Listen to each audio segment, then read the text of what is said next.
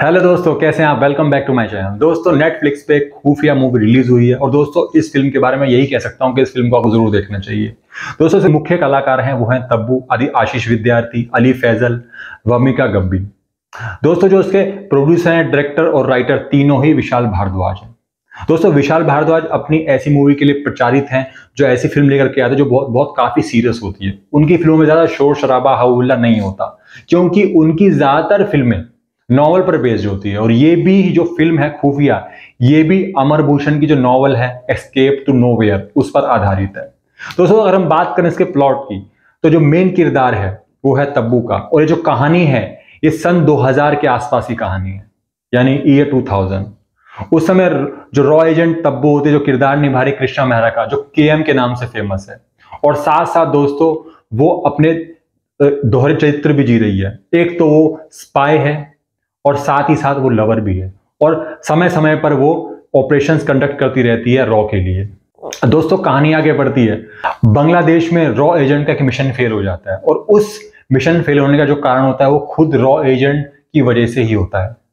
और उसी मिशन के दौरान हमारा जो रॉ एजेंट होता है बांग्लादेश में, उसकी डेथ हो जाती है, और वो साथ साथ तब्बू की लवर भी होती है दोस्तों।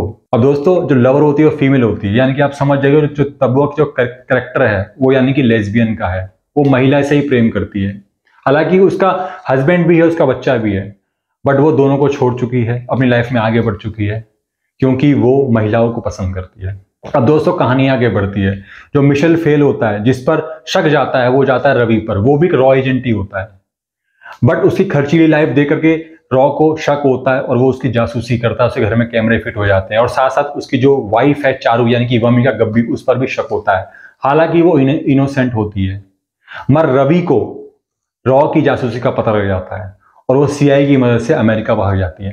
दोस्तों, कहानी आगे बढ़ती है, समय थोड़ा सा और निकल जाता है, और वमिका गब्बी इस टाइम बहुत ज्यादा परेशान है, बहुत दुखी है, क्योंकि जो रवि है वो उसके बेटे को लेकर के, यानी कि अपने बेटे को लेकर के अमेरिका चला जाता है, और अपनी माँ को भी लेकर अमेरिका चला जाता है। हालांकि माँ बहुत शातिर है उसकी, क्योंकि जो उसका पति था वो कभी ऑफिसर रहा होगा आर्मी, और वो देश के जानकारी को बेच बेच कर पैसा कमाता होगा, तो उसकी माँ भी वैसी ही थी। तो दोस्तों, चारू तब्बू के पास आती है, तब्बू से हेल्प मांगती है, तब्बू उसकी हेल्प करते, उसको ट्रेन करती है, और अपने बच्चे को वापस लाने में और देश से गद्दारी की वजह से वो तब्बू की मदद लेकर के अमेरिका पहुंचती है, और उस अली फैजल रवि को ढूंढती है, और कैसे किस तरीके से वो अमेरिका से वापस लेकर के आती है, और जो अधूरा मिशन बांग्लादेश में छूट गया था वो क्या तब्बू पूरा कर पाती है, ये तो आपको फिल्म में देख करके ही पता लगेगा। दोस्तों, जो बांग्लादेश में जो मिशन था वो एक बांग्लादेशी फाइनेंस मिनिस्टर को मारने का था। वो था मिर्जा, ब्रिगेडियर मिर्जा। वो जो मिशन होता है वो अधूरा रह जाता है, और उसी को पूरा करते हैं दोबारा तब्बू और वमिका गब्बी मिल करके। वो किस तरीके से अंजाम देते हैं ये आपको देख करके ही पता लगेगा, बट मैं इतना कह सकता हूं कि तब्बू का किरदार बहुत ही बढ़िया है, यानी कृष्णा मेहरा का। हालांकि वो इन दिनों बहुत बढ़िया बढ़िया मूवीज कर रही है, उनका जो किरदार है बहुत दमदार निकल के आ रहा है, एक्टिंग उनकी बहुत अच्छी है, और उन्होंने बिल्कुल भी निराश नहीं किया। इस फिल्म में भी उन्होंने बहुत ही बढ़िया काम किया, दोहरे कैरेक्टर को उन्होंने बहुत बखूबी निभाया है। और हम बात करें वमिका गब्बी की, यानी कि चारू की, दोस्तों फर्स्ट हाफ में तो वो ठीक ठाक सी लगी, एक साइड रोल की तरह लगी, बट सेकंड हाफ में उनका जो दमदार रोल है वो पूरी फिल्म में जान डाल देता है।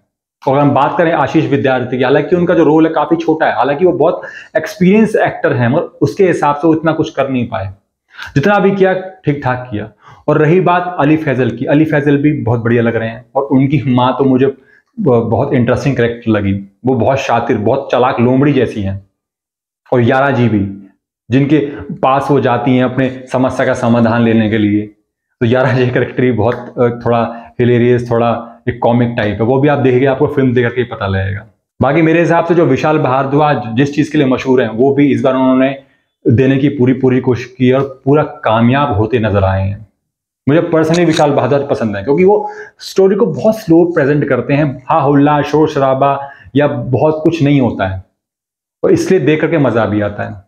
और ये फिल्म जो है वो हालांकि एक स्पाई थ्रिलर मूवी है, तो जिसको ये ऐसी टेस्ट पसंद है, ऐसी फिल्में पसंद है, उनके लिए तो ये फिल्म बहुत ही बढ़िया है, और एक भरपूर मनोरंजन आपको देगी। 2 घंटे 38 मिनट तक आपको बिल्कुल भी उठने नहीं देगी, आप कहीं पर ही बोर फील नहीं होगी। हालांकि फर्स्ट हाफ थोड़ा सा मुझे लगा ऐसा कुछ जगह, बट मगर वो सेकंड हाफ उसी कमी पूरी करता नजर आया है। तो मेरे हिसाब से आपको फिल्म जरूर देखनी चाहिए। 5 अक्टूबर 2023 को यह फिल्म रिलीज हो चुकी है नेटफ्लिक्स पर। तो फिल्म का रिव्यू आपको कैसा लगा कमेंट बॉक्स में जरूर बताइएगा, और ऐसी ही बढ़िया बढ़िया मूवीज और वेब सीरीज के रिव्यू में आपके सामने हमेशा लेकर के आता रहूंगा दोस्तों। तब तक के लिए जय हिंद।